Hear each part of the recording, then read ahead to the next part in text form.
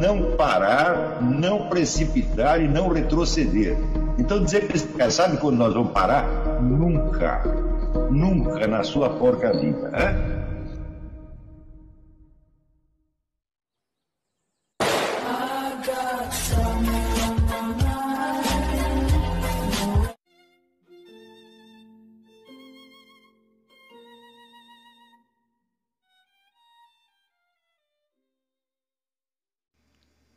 E aí pessoal, tranquilo? Então vem aqui antes do vídeo começar, pedir para vocês se inscreverem, quem não for inscrito, compartilhar, curtir, comentar. Quem puder seja membro do canal, que isso ajuda bastante. Tem também o link do Apoia-se. Quem puder ajudar nosso canal e apoiar financeiramente vai ser muito bem-vindo. Mas o mais importante é transmitir o conteúdo e os conhecimentos do professor Olavo de Carvalho para mais e mais brasileiros. Então compartilhe e ajude aí nossa causa. Muito obrigado a todos os membros, apoiadores do canal. Fico muito feliz. Tenho certeza que a gente está no caminho certo. Então fiquem com o vídeo e até mais. Valeu! E essa dificuldade ela não provém de nenhuma deficiência da mente humana, mas do seu funcionamento normal. Vamos começar pela seguinte observação, ou pela seguinte pergunta. Como é possível que você, assistindo um filme ou uma peça de teatro, você, sabendo que aquilo é uma encenação, você se emocione como se fosse verdade? Como é possível que um menino trancado no banheiro com um exemplar da Playboy, né, fique excitado com imagens que ele está simplesmente vendo na revista mas ainda às vezes nem está vendo, às vezes apenas está imaginando. Como é possível você ter uma excitação sexual perante uma imagem que você mesmo criou na sua mente, como se estivesse ali uma pessoa presente? Vocês veem que esses dois exemplos que eu citei, eles cobrem uma multidão de casos. Não é isso? Então, isso quer dizer que você tomar uma parte do seu imaginário como se fosse uma realidade fisicamente presente é um dos elementos mais constantes da conduta humana. No universo inteiro, na vida inteira, diariamente, o tempo todo isso acontece. Né? E isso pode chegar, vamos dizer, ao ponto de aquele recorte imaginativo se substituir à realidade e passar a exercer, ter sobre você a autoridade que a realidade tem. Ele passa a ser a sua referência. Isso acontece numa multidão de casos, suficiente para você ficar aterrorizado e você pensar, bom, parece que o ser humano está condenado ao engano. Não por algum defeito da sua constituição, mas pelo funcionamento normal da sua memória e imaginação. O Roberto Ampuero, nesse livro que eu recomendo muito, que é Nuestros Años Verde Olivo, ele conta um episódio que nesse sentido é muito significativo. A história dele é a seguinte: ele era um imigrado chileno que fugiu da ditadura Pinochet, logo após a queda do Allende, foi parar na Alemanha Oriental. A história é verdadeira, ele troca os nomes de alguns personagens, mas a história é verdadeira. E ele se apaixona pela filha de um sujeito que era embaixador de Cuba em Moscou, que era um dos generais companheiros do Fidel Castro na Revolução, e que depois exerceu uma função de ministro da Justiça, o equivalente ministro da Justiça, e condenou tanta gente à morte que o apelido dele virou Charco de Sangue. E ele se apaixona pela filha do sujeito e acaba casando com ela, após uma tentativa de fugir para Berlim Ocidental. O casal quer fugir para poder casar, mas depois daí o pai concorda com o casamento e manda eles para Cuba. E em Cuba, a mulher dele vira um verdadeiro aparatchik, e o casamento vai pifando, ele vai vendo que ele casou com um monstrengo burocrático. E eles têm um filho e no fim acabam se separando, e o sogro, o general, o expulsa de casa, dizendo, se você não sair daqui agora mesmo eu te mato. Então ele sai para a rua, de repente ele estava, como é que se diz, na desgraça, porque tem inimizade com a família de um potentado, Então ninguém dava emprego para ele, ninguém queria falar com ele, então ele estava na Rua da Amargura e ia virar um mendigo. No fim ele acaba arrumando um bico aqui ou ali, e sempre numa vida miserável. De vez em quando algum colega dele é preso por coisa nenhuma. Tem um que guarda livros assim, tipo Alberto Camus e tal, e como o rapaz é homossexual, ele é mandado para um campo de concentração de homossexuais porque estava com o livro do Alberto Camus e outros livros, Mar Vargas Llosa, coisa assim, né? Que é considerado então propaganda inimiga. E toda hora alguém vai preso e os caras vivem se delatando uns aos outros, o tempo todo com medo, você não pode conversar com ninguém, porque você pensa que todo mundo é da polícia secreta. De fato, em Cuba existe um polícia secreto para cada 28 habitantes, se não mais. Ele não toca no aspecto da violência física, essa coisa, ele fala só do terrorismo psicológico. E ele o tempo todo ele só pensa em fugir de Cuba, e ir para algum lugar mais decente, pelo menos, mesmo que seja no mundo socialista, que vai para a Alemanha Oriental, para a Hungria.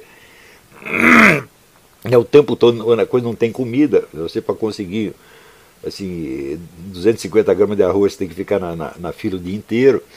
Enquanto isso o pessoal da nomenclatura vivendo a tripa fora, né?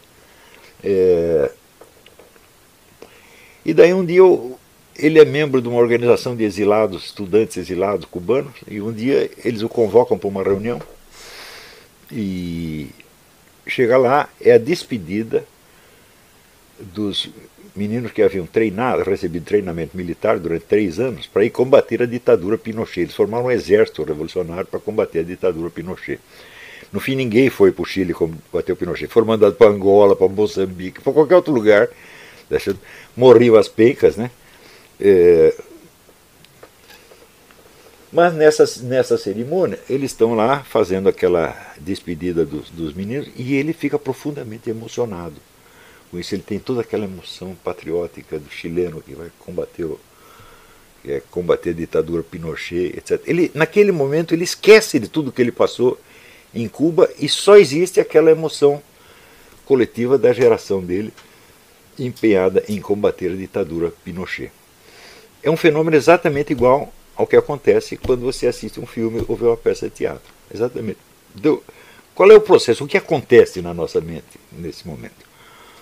O Samuel Taylor Coleridge, o poeta, ele chamava isso Suspension of Disbelief, suspensão da descrença. Mas é evidente que esse nome ele não descreve o fenômeno.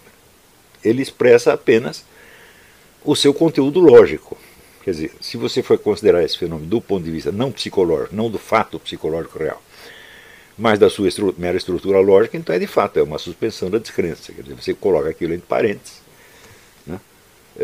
Não procura saber se é verdadeiro ou falso, e você se deixa levar simplesmente pelo que você está sentindo, pelo que está vendo, pelo que está imaginando. Mas a suspensão da descrença não é um termo que descreva o fenômeno. O nome certo disso são 2. Primeiro, abstração imaginativa, que é um termo que já vem, acho que desde o tempo de Aristóteles, né? Aristóteles considera que a memória e a imaginação são exatamente a mesma função. Só que num caso referido a algo que você chama de realidade, e no outro caso não.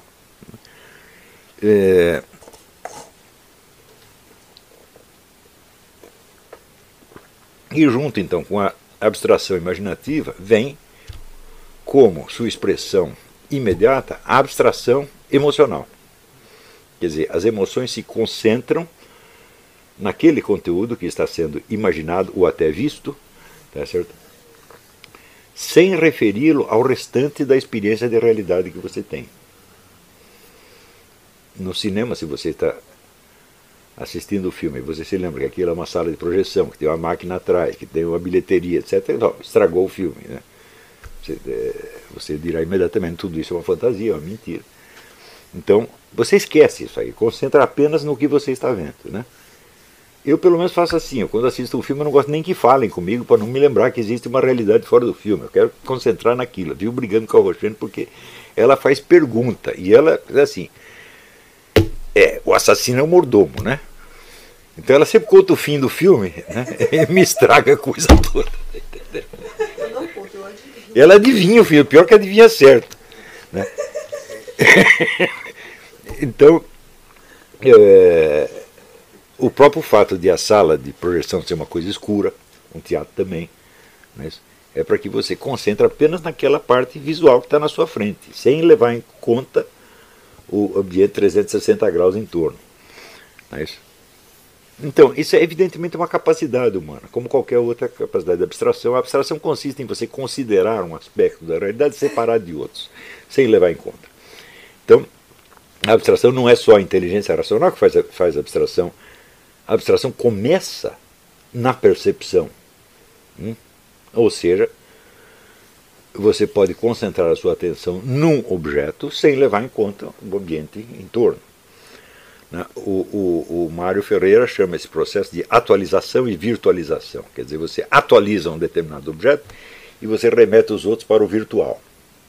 Tá certo? Mas esse virtual pode ser atualizado a qualquer momento. Quer dizer, você está olhando um objeto, você pode a qualquer momento recuar dele para você ver o ambiente em torno, você recolocar na sua devida perspectiva. Ou você pode esquecer a perspectiva e se focar no objeto. Então é uma capacidade que a própria percepção tem. Se a percepção tem, a memória e a imaginação também tem, evidentemente. Quer dizer, você recorda uma cena fazendo abstração de tudo que estava acontecendo em volta. Então acontece que estes recortes feitos pela percepção e pela imaginação, eles podem, em certos momentos, fazer a função do universo inteiro. Quer dizer, eles são a cena dentro da qual você está. Não é que eles são um recorte dentro de um cenário maior. Não é isso? Aquilo pode configurar naquele momento toda uma visão do mundo, pode se concentrar ali.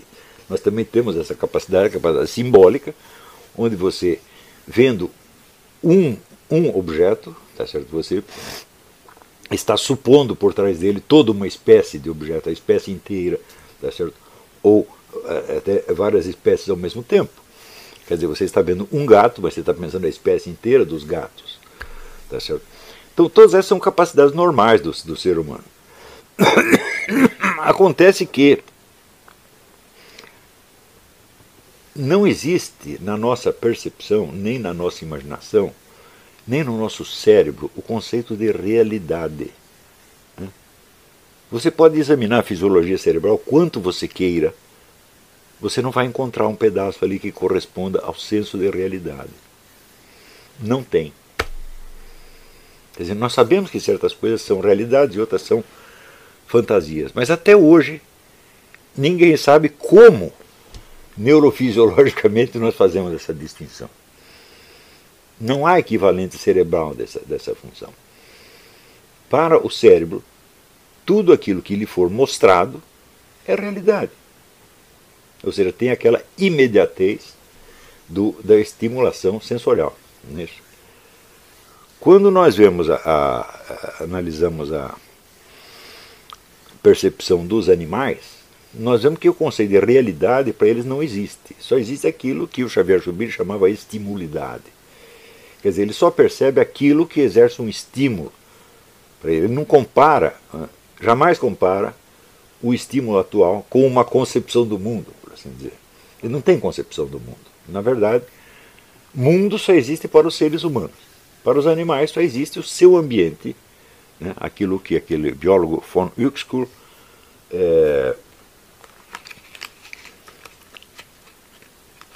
chamava o entorno.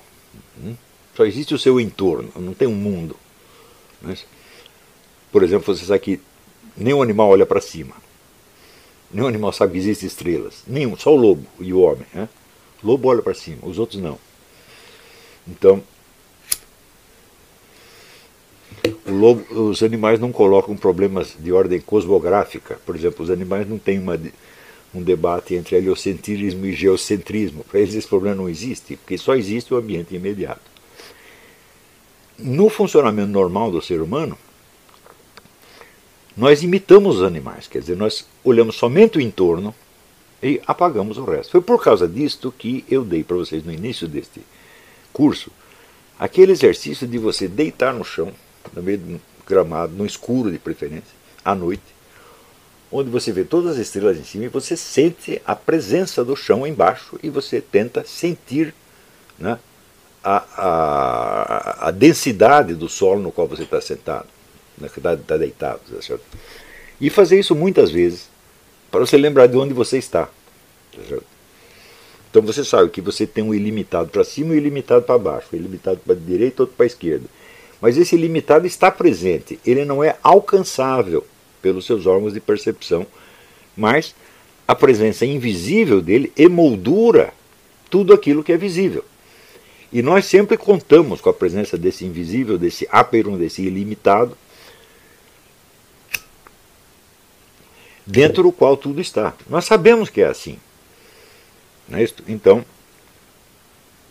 você, por exemplo, perdido no oceano, num barquinho na escuridão, tá certo? Você não está vendo nada, mas a presença do oceano é uma coisa maciça, do oceano, do céu, da distância que te separa da Terra, e assim por dentro, tudo isso. Então, vamos dizer, este ilimitado que está presente e que moldura o presente, esta é a nossa referência. Mas nós podemos esquecer essa referência graças ao poder da abstração imaginativa, abstração sensorial, abstração imaginativa e abstração emotiva. Né? Se nós não tivéssemos essas três funções, nós não conseguiríamos nos desligar do ambiente para prestar atenção em alguma coisa em particular. Então daí não conseguiríamos funcionar. Mas este trânsito entre o universo concreto onde nós estamos e o conteúdo abstrativo no qual nós prestamos atenção, ele é sempre problemático para nós. Por quê? Justamente porque o conteúdo abstraído, ele está sob o nosso domínio. Ele está diante de nós e nós o vemos e nós o apreendemos. Ao passo que a presença do universo infinito em torno não é apreendida. Ela é o tal do conhecimento por presença. Você não está aprendendo, ela não é um conteúdo da sua consciência, ela é um lugar onde você está. Aquilo não está na sua consciência, a sua consciência é que está ali. E, evidentemente, isso é mais difícil de você manipular do que um conteúdo que está dentro da sua consciência. Então, a tendência humana é sempre se fechar dentro daquilo que ela apreendeu e tomar aquilo como se fosse a referência última. Por quê? Porque aquilo te dá uma sensação de segurança. Eu já mencionei para vocês o negócio do Wilhelm Worringer, no livro O Estilo Gótico, onde ele mostra ali que nas culturas mais primitivas, das pessoas de pequenos grupos que vivem no meio do mato, perdidos no meio do mato, eles tendem a fazer uma arte abstrativa, geométrica. Porque ali é o domínio do que eles têm, a segurança, eles têm um domínio intelectual da coisa, ao passo que o mato, a floresta em torno, é uma coisa informe e absolutamente inabarcável. Então eles, de certo modo, se refugiam. E a ideia de uma estética da natureza só surge mais tarde na civilização urbana, onde os cidadãos já dominaram mais ou menos o ambiente natural, então a natureza passa a ser um objeto de contemplação estética, mas não antes disso. Antes disso ela é só, vamos dizer, o conjunto dos perigos e dos riscos que a que você está exposto. Então a tendência do ser humano é buscar refúgio naquilo que ele domina intelectualmente.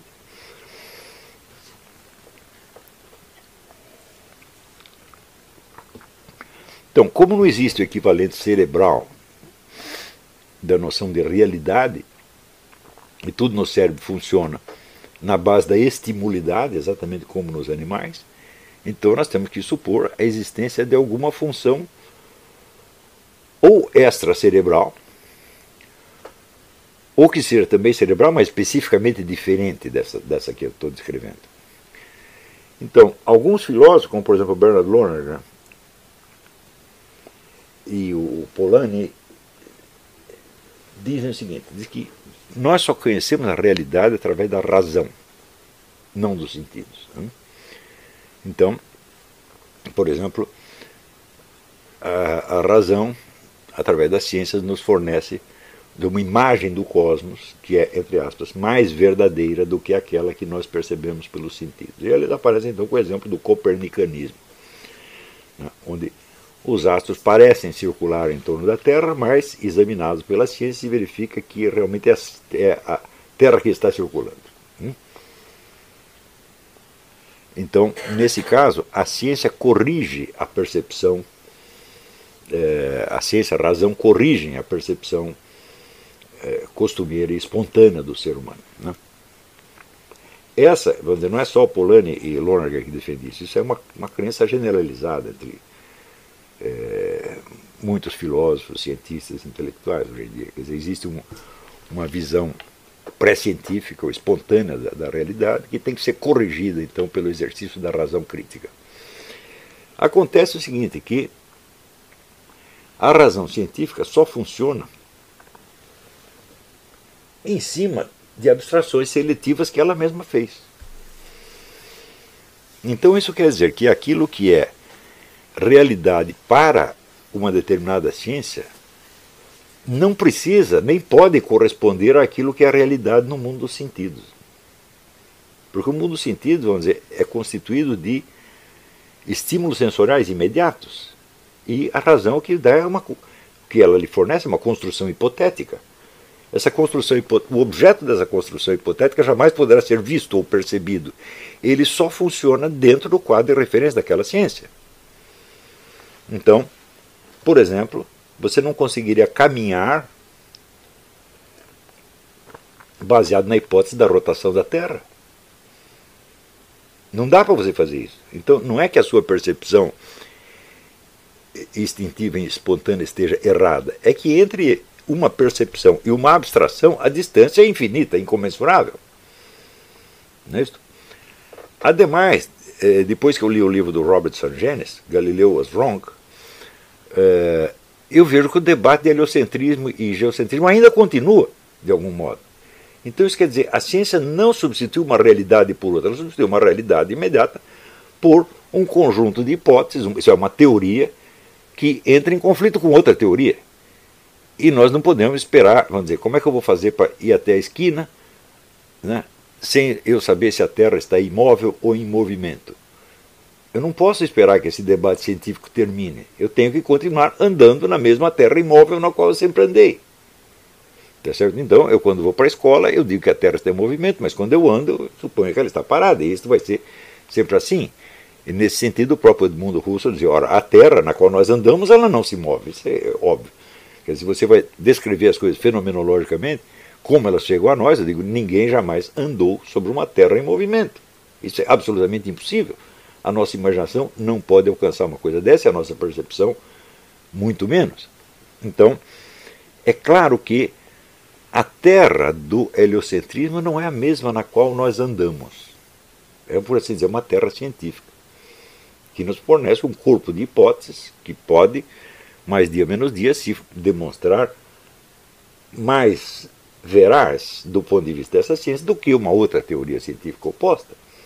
Mas o confronto entre as várias teorias científicas pouco ou nada tem a ver com o universo que chega à nossa percepção. Mais ainda, todos os praticantes de todas as ciências, além de eles serem cientistas, eles são seres humanos também, e eles têm percepções como nós. E também neles existe o mesmo problema, vamos dizer, da abstração sensorial e imaginativa, tá certo? E cada um deles tem de desenvolver o seu senso da verdade, independentemente das teorias científicas que ele vai desenvolver depois. Ele precisa desse senso da verdade antes disso. Isso quer dizer que se o nosso cérebro ele pode nos enganar por meio da abstração sensorial, imaginativa e emotiva, e se não existe um órgão de realidade dentro do cérebro, tá certo? Bom, isso não pode ser suprido pela ciência. Porque a ciência pressupõe a capacidade de discernir a realidade, ela não pode substituí-la. Mesmo porque, vamos dizer, para a ciência estabelecer uma única realidade a respeito de um único campo de fenômenos, como por exemplo este que eu estou citando, ela pode levar muitos anos ou muitos séculos. Então, se a nossa percepção da realidade é deficiente ou está sujeita a erros, a ciência não pode nos socorrer, porque a ciência é feita pelos mesmos seres humanos cuja percepção é deficiente. E ela não pode criar uma outra percepção. Ela pode criar uma outra teoria, e essa teoria, por sua vez, pode criar imagens. Agora, nós sabemos que, na realidade, isso é uma coisa quase instintiva do ser humano, saber que a realidade é uma só, que não existe, né, universos separados, tá certo?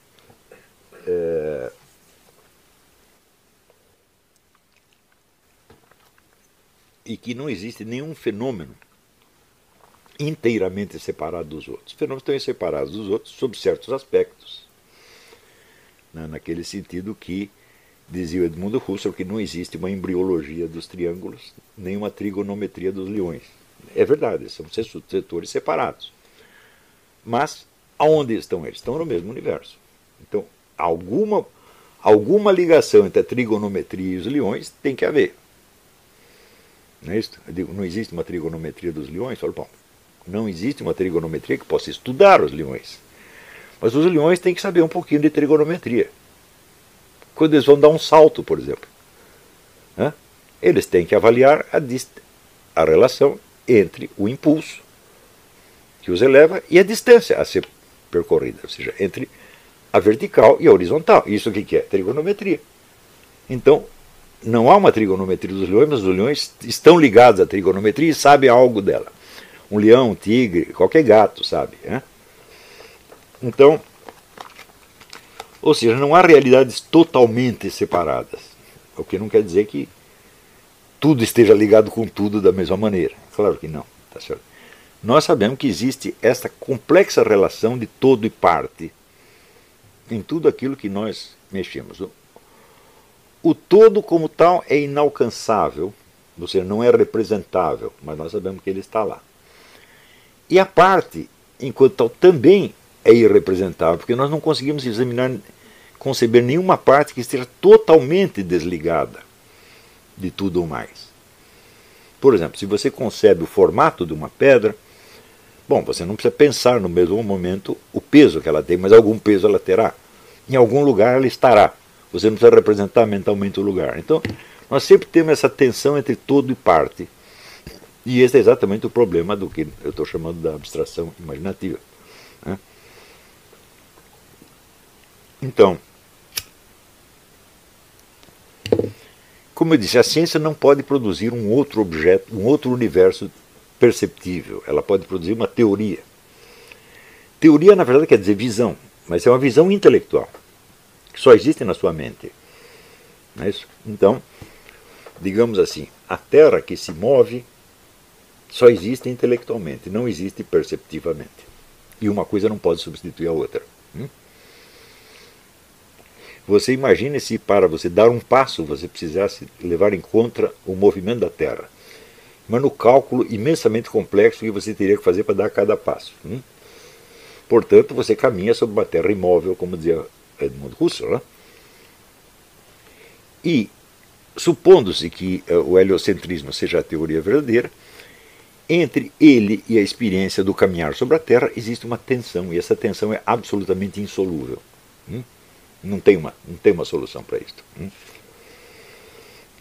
Então, o que acontece é que, se nós, percebendo a dificuldade do nosso cérebro para apreender a noção de realidade, nós apelamos à razão e à ciência, a razão e a ciência não podem nos dar um novo objeto de percepção, nos dão uma nova teoria, ou seja, um objeto de visão intelectual, puramente pensado.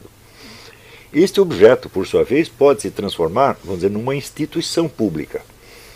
Ou seja, aquilo é imposto através das escolas, da mídia, etc. É como esta é a verdadeira realidade na qual vocês estão, mas ninguém está vendo essa realidade.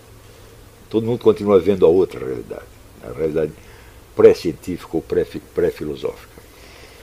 Então, isso quer dizer que nós podemos educar uma geração inteira na base do vocês estão enganados em tudo, só nós cientistas é que sabemos. Mas acontece que os cientistas também estão em conflito entre si.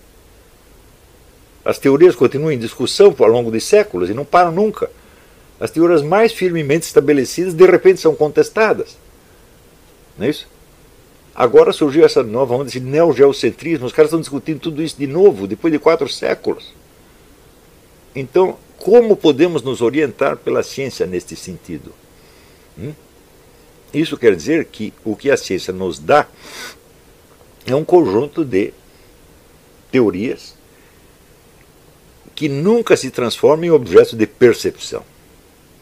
Só existe no mundo do pensamento. Mas este pensamento pode nos ser imposto como ele sendo a realidade. Então isso quer dizer, estamos vivendo num mundo materialmente existente, estamos vivendo dentro do Aperon, como sempre os seres humanos viviam, mas nós acreditamos que estamos vivendo dentro dessas teorias científicas. O que torna, vamos dizer, a busca da verdade ainda mais difícil. Porque além de dar conta, vamos dizer, das nossas ilusões de percepção, nós ainda temos que tomar consciência de que estamos vivendo dentro de um produto cultural que nos foi imposto. E que pode ser derrubado amanhã ou depois. Então, quando você pensa, por exemplo, em todo o mundo socialista, onde eles viviam não dentro de um mundo criado pelas ciências físicas, mas de um mundo criado pelo marxismo-leninismo, onde absolutamente tudo o que sucedia tinha que ser referido a uma luta de classes. O que acontecia então? Acontecia que, se nós estamos envolvidos na luta de classes em escala mundial, isso significa que a única finalidade da vida humana é servir à luta de classes, servir à revolução. O que significa que nenhum objetivo individual deve valer alguma coisa. Por exemplo, se você quer ser, sei lá, você quer estudar medicina, mas o governo achou que você tem que entrar para o exército. Você não tem como argumentar, porque o seu desejo individual, seu sonho individual, é uma ilusão pequeno-burguesa que tem que ser abandonada. Vocês imaginam, bilhões de pessoas viveram sob este regime, acreditando que tudo aquilo que elas podiam querer individualmente não tinha importância, só tinha importância servir à revolução, mas a despeito disso, elas continuavam querendo aquilo que queriam. Agora, você veja, se o socialismo é para criar uma vida melhor para todos, eu digo, quem são esses todos? Esses todos são pessoas que não têm importância nenhuma, que só estão ali para servir à revolução. Então, o socialismo vai servir ao ser humano ou o ser humano vai servir ao socialismo? As duas coisas ao mesmo tempo realmente não é possível. Quer dizer, ou a luta pelo socialismo é tudo o que interessa e tudo deve ser sacrificado a isso, ou o socialismo vai dar meios para que as pessoas realizem os seus sonhos, os seus desejos, etc, etc. As duas coisas ao mesmo tempo não dá para fazer. E, no entanto, quase metade da humanidade viveu sob isso durante um século. Alguns vivem ainda.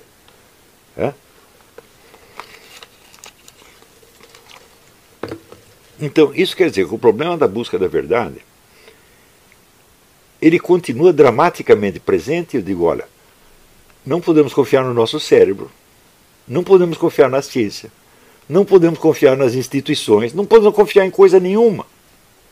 Então, o problema é devolvido a nós enquanto indivíduos. Se eu tenho que ter um senso da verdade, eu mesmo tenho que desenvolvê-lo, e não adianta eu tentar me apegar em nenhuma autoridade externa. Isto é coisa básica. Então,